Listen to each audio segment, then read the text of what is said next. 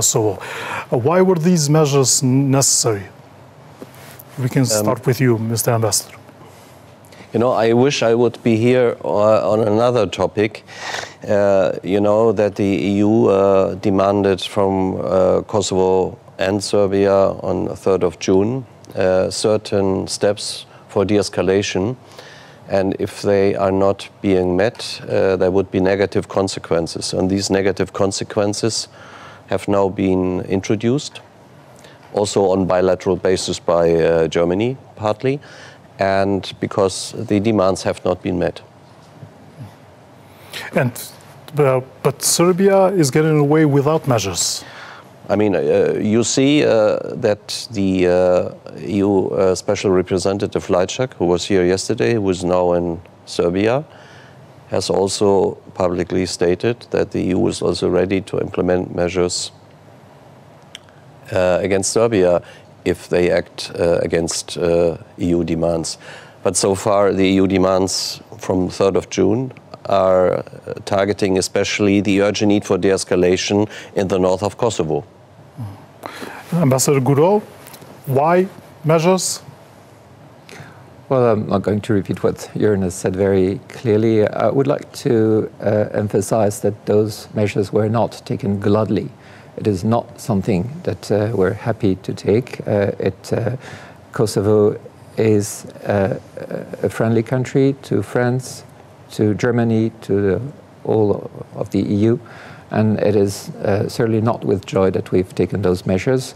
Those measures are reversible, and we're looking forward to being able to reverse them. For that, there are a couple of steps to be taken, which, by the way, are not so difficult. We're talking about de-escalation steps. We're talking about launching a process for new elections. We're talking about resuming the implementation of an agreement that has already been approved and agreed. So it is not as if it was absolutely impossible. Reversing those measures, it is possible. And our call is, please do it so that we can resume our cooperation in the context of the EU or our bilateral cooperation.